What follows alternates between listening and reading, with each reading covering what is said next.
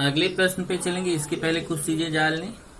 जैसे देखो अल्फा, यहाँ पे जो अल्फा बीटा है, आप जैसे मान लीजिए एक वर्ग समीकरण है ax² plus bx plus c equal to 0। तो इसमें x के हमेशा दो मान प्राप्त होंगे।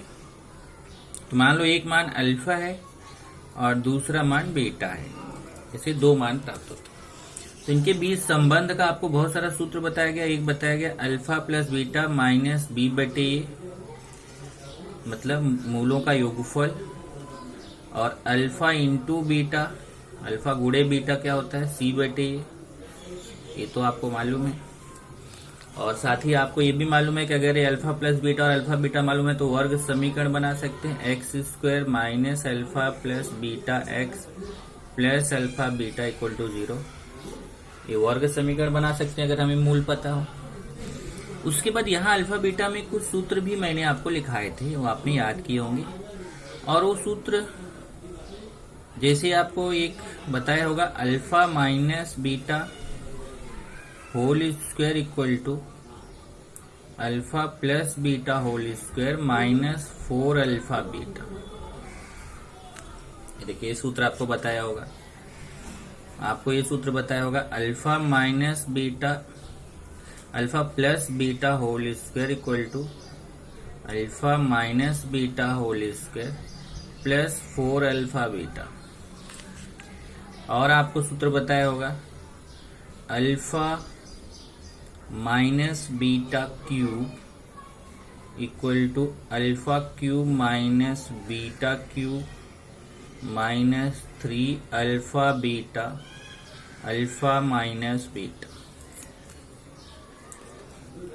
और आपको ऐसा बताया होगा alpha plus beta whole cube बराबर alpha cube plus beta cube plus 3 alpha plus beta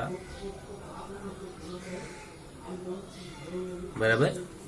ये बहुत सारे सूत्र हैं जो आपको बताए गए हैं। यहाँ पे अल्फा क्यूब प्लस, यहाँ पे देख लीजिए ए क्यूब प्लस बी क्यूब का फॉर्मूला है,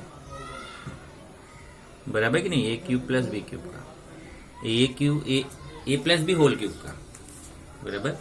अब इससे अगर कहीं जरूरत पड़ी तो आप ये देखिए ए सूत्र भी पता कर सकते हैं। जैसे देखिए ए सूत्र से इसको निकाल सकते हैं, सूत्र से इसको निकाल सकते हैं। जैसे देखिए आपको अगर निकालने हैं alpha cube plus beta cube, देखिए ये निकालना है तो ये पूरा पार्ट इधर लेके जाइए तो आ जाएगा alpha plus beta whole cube और इधर आएगा minus 3 alpha beta alpha plus beta.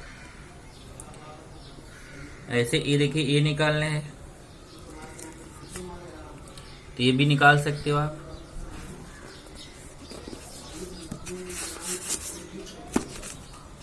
ये देखिए alpha cube minus beta cube निकाल सकते हैं, alpha cube minus beta cube, ये alpha minus beta whole cube, alpha cube minus beta cube है, alpha cube minus beta cube.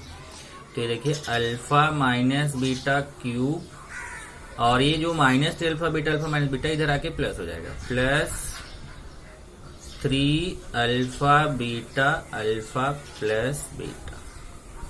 ये वाला सूत्र मैं फिर से लिख देता हूं, गड़बड़ हो गया, छठवां वाला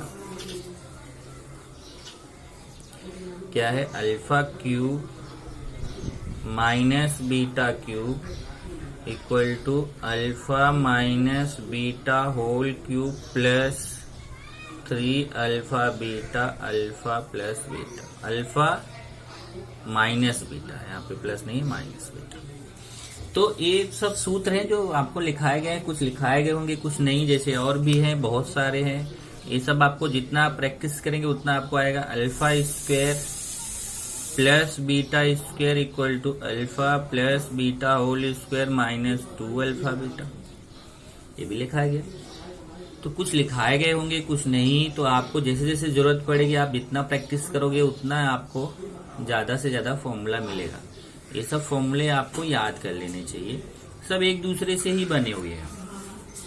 इसी पे मैं कुछ क्वेश्चंस ले रहा हूँ, जरा ध्यान से देखिए। जैसे देखिए यहाँ पे ये तीसरा क्वेश्चन है, 2 हो चुका है। यदि किसी वर्ग समीकरण के दोनों मूलों का अंतर 4 तथा उनके घनों का अंतर 208 हो तो वह वर्ग समीकरण ज्ञात करें। अब देखिए, वर्ग समीकरण के दो मूल होते हैं, मूलों का अंतर दिया है 4। तो पहले मान लेते हैं, माना वर्ग समीकरण के मूल अल्फा तथा बीटा। यहाँ अभीष्ट शब्द से कंफ्यूज मत होना। अभीष्ट मतलब जो मूल हमें प्राप्त करना है, जो ज्ञात करना है, जो आने वाला है। तो माना अभीष्ट वर्ग समीकरण। अब अभीष्ट नहीं लिखते हो तो चलेगा, अभीष्ट कोई ऐसा शब्द लिखने की जरूरत नहीं है। आप केवल माना कि वर्ग समीकरण के मूल अल्फा तथा बीटा। ठीक है, तो पहला क्या बोला है, दोनों मूलों का अंतर 4 है, मतलब अल्फा माइनस बीटा बराबर 4। ये समीकरण 1 हो गया। देखिए, अंतर मतलब माइनस, दोनों मूलों का अंतर 4 है, तो अल्फा माइनस बीटा बराबर 4। और दूसरा, उनके घनों का अंतर 208 है। ये देखिए, घनों मतलब क्यूब, तो अल्फा क्यूब और बीटा क्यूब का अंतर, उनके घनों का अंतर कितना है, 208।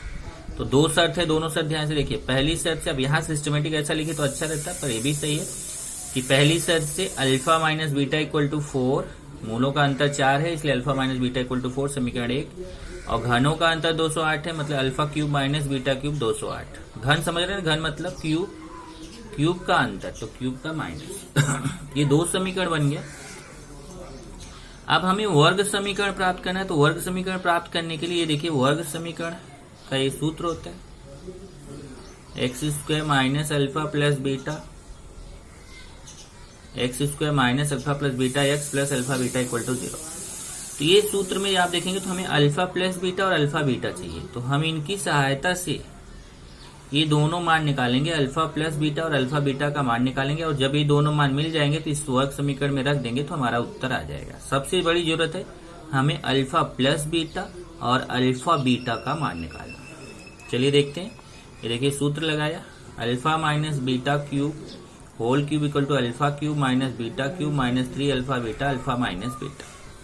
अब जैसे देखिए, ये सूत्र से निकाला ना, और जो दूसरा वाला सूत्र बताया ना, ऐसा alpha cube minus beta cube equal to alpha minus beta whole cube plus 3 alpha beta, alpha minus beta, छठवां वाला फॉर्मूला बताया था ना, उससे भी आप कर सकते हैं। तो अब यहाँ पे देखिए, अल्फा माइनस बीटा का मान 4 है ना, तो अल्फा माइनस बीटा की जगह 4 रख दिया, उसका cube. Alpha cube minus beta cube का ये पूरा मान आपको पता है 208, इसकी जगह 208 माइनस 3 अल्फा बीटा, और अल्फा माइनस बीटा का फिर मान पता है 4, अल्फा माइनस बीटा की जगह 4। अभी 4 का क्यूब करेंगे 64 आएगा, 208, और इधर 3 चौक 12 अल्फा बीटा हो जाएगा। अभी प्लस 12 अल्फा बीटा इधर आके माइनस 12 अल्फा बीटा इधर आके प्लस 12 अल्फा बीटा हो जाएगा, और ये 208 है, 64 इधर आके माइनस हो जाएगा, तो 12 अल्फा बीटा, इसको घटा देंगे तो 144। फिर 12 का उधर ले जाके भाग दे देंगे, तो अल्फा बीटा का मान आ गया। देखो, एक मान आपको पता चल गया, अब एक मान और चाहिए। तो जो आपको 7वां फॉर्मूला अभी बताया, 7वां नहीं बल्कि मैं बोलूँ आपको, मैंने दूसरा फॉर्मूला बताया, वो दूसरे फॉर्मूले से आप देखेंगे तो alpha plus beta whole square equal to alpha minus beta whole square plus 4 alpha beta, ये सूत्र लगा दिया। तो यहाँ पे अब इसको अगर आप ये वाले सूत्र से करते, पहले वाले सूत्र से, तो भी आएगा alpha minus beta whole square equal to alpha plus beta whole square minus 4 alpha beta, तो उससे भी आएगा। ये देखिए, हमने सूत्र लगा दिया। अब यहाँ मान रखेंगे, अल्फा माइनस बीटा का मान 4 है, तो इसकी जगह 4 का स्क्वायर प्लस 4 अल्फा बीटा का मान आ चुका है 12, और ये 4 का स्क्वायर 16, 12 चौक 48, 48 16 64। Alpha plus beta whole square कितना आया, 64। अब ध्यान से देखना, alpha plus beta whole square का मान कितना आया, 64। तो अल्फा बीटा का मान कितना होगा, वर्गमूल लेने पर, वर्गमूल लेंगे तो इधर का स्क्वायर हट जाएगा, केवल अल्फा प्लस बीटा आएगा। पर इधर 64 का वर्गमूल निकालेंगे, 64 का वर्गमूल केवल 8 नहीं आएगा, प्लस माइनस 8 आएगा। आपको मालूम है, जब वर्गमूल लेते हैं तो आगे प्लस माइनस लग जाता है, आपने पूर्ण वर्ग विधि में पढ़ा है। तो वो ये नहीं कि पूर्ण वर्ग विधि कट हो गया तो उसको यहाँ अप्लाई नहीं कर सकते। वर्गमूल लेते समय ध्यान रखना है कि अगर आप ऐसे देखिए, एक्स स्क्वायर बराबर 16 है, तो x बराबर प्लस माइनस 4 लिखना ही है। हाँ, कहीं पे अगर हमें मालूम है पहले से ही कि ये मान तो प्लस में ही आने वाला, तो हम ऐसा नहीं करते हैं। जैसे अगर मान लीजिए है आर स्क्वायर बराबर 16, और हमें मान पता है कि आर त्रिज्या है, त्रिज्या कभी माइनस में नहीं होती, तो हम आर बराबर 4 डायरेक्ट लिखेंगे, तब प्लस माइनस 4 नहीं लिखेंगे। चलिए आगे बढ़ते हैं। तो यहां से देखिए अल्फा प्लस बीटा का मान +8 भी होगा -8 भी होगा, क्योंकि अल्फा प्लस बीटा का मान प्लस में भी आ सकता है माइनस में भी आ सकता है। अब अभीष्ट वर्ग समीकरण, ये देखिए सूत्र है, इस सूत्र में मान रख देंगे x² minus alpha plus beta का मान कितना है +-8 प्लस अल्फा बीटा का मान 12। अब देखिए प्लस माइनस का गुणा माइनस से करेंगे तो आप माइनस प्लस लिखो चाहे प्लस माइनस लिखो, वही मतलब होगा। चेक करो जरा, माइनस से प्लस का गुणा माइनस और माइनस का गुणा प्लस, तो प्लस माइनस का माइनस प्लस आएगा। तो चाहे आप माइनस प्लस लिखो चाहे प्लस माइनस, इससे एक चीज है कि चाहे ऊपर प्लस लिखो नीचे माइनस, चाहे ऊपर माइनस लिखो नीचे प्लस, उससे कोई फर्क नहीं है, क्योंकि ये प्लस माइनस बता रहा है कि इसके दो हल हैं, एक x² + 8x + 12 = 0, दो वर्ग समीकरण बनेगा, एक x² + 8x + 12 = 0 और दूसरा x² - 8x + 12 = 0। ये दो वर्ग समीकरण प्राप्त होंगे। तो दोनों को साथ में लिख दो चाहे अलग अलग लिख दो। एक ऐसे लिख दो कि दो वर्ग समीकरण प्राप्त होंगे, एक वर्ग समीकरण होगा x² + 8x + 12 = 0 और दूसरा वर्ग समीकरण होगा x² - 8x + 12 = 0। चौथा क्वेश्चन देखते हैं। ये देखिए यहाँ पे निम्नलिखित वर्ग समीकरणों को हल करो। अब इसमें ये वर्ग समीकरण दिया है, इसमें अगर आप देखें तो x² + x, x² + x आपको दोनों में दिख रहे हैं। तो जब x² + x दोनों में दिख रहा है, पहले देखिए क्वेश्चन लिखिए, और दोनों में दिख रहा है तो ये जो x² + x है इसको कोई दूसरा चरांक मान लिया, x² + x को m मान लिया। तो जब x² + x को m मानेंगे तो क्या हो जाएगा m-2 = 24। ध्यान से देखिए, x² + x को m मान लिया, x² + x की जगह पूरे की जगह m, इस पूरे की जगह m -2 = 24। अब m का अंदर गुणा करेंगे m² - 2m और 24 इधर आके माइनस हो जाएगा =0 और फिर इस तरीके से वर्ग समीकरण बनेगा। इस वर्ग समीकरण का हम गुणनखंड कर लेंगे, इधर 24 -24 है, बीच में हमारा आना चाहिए 2, तो कितना 6 और 4।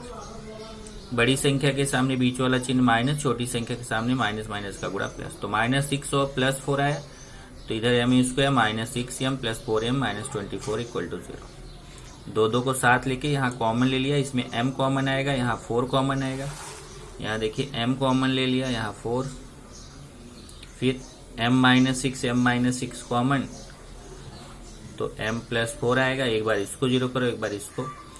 अब ये देखो यहाँ पे ये दो गुणनखंड प्राप्त हो गए। अब यहाँ जो m आपने माना था ना उसका दोबारा मान रखिए, m आपने माना था ना x² + 6, उसको यहाँ फिर से रख दीजिए। देखिए m = x² + 6 पुनः प्रतिस्थापित करने पर m की जगह पे देखिए x² + 6 रखेंगे, तो m की जगह पे x² + 6 रखा, -6 = 0।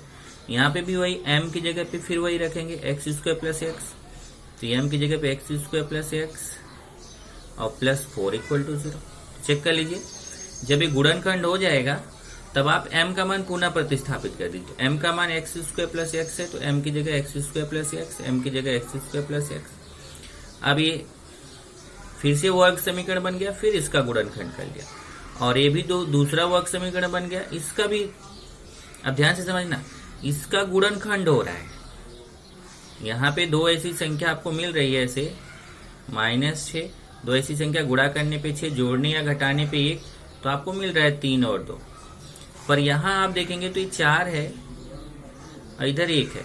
दो ऐसी संख्या गुणा करने पे 4, जोड़ने या घटाने पे 1, तो ऐसी कोई संख्या नहीं मिलेगी। तो इस वाले वर्ग समीकरण को हम गुणनखंड विधि से नहीं कर सकते हैं।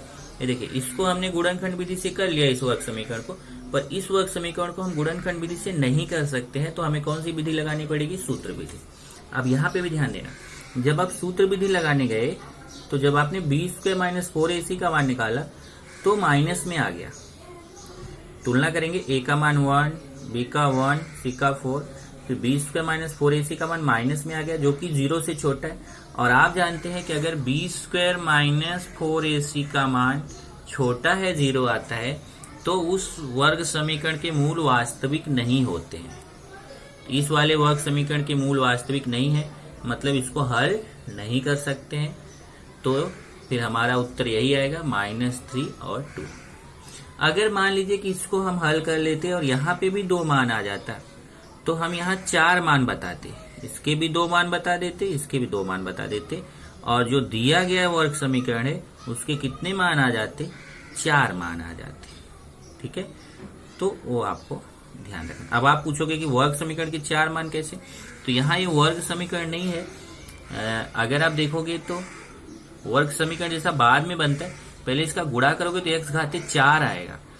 देखिए x स्क्वायर में x स्क्वायर का गुणा x घाते 4, इसका मतलब इसके 4 मान आने चाहिए, बराबर है कि नहीं। तो इसमें भी 4 मान आ रहे हैं, लेकिन 2 मान वास्तविक नहीं है और 2 मान वास्तविक है। तो जो मान वास्तविक नहीं है उसको हम नहीं निकाल सकते। अगर मान लीजिए ये भी वास्तविक होता तो मैं 4 मान, यहाँ उत्तर में 4 मान लिखा जाता।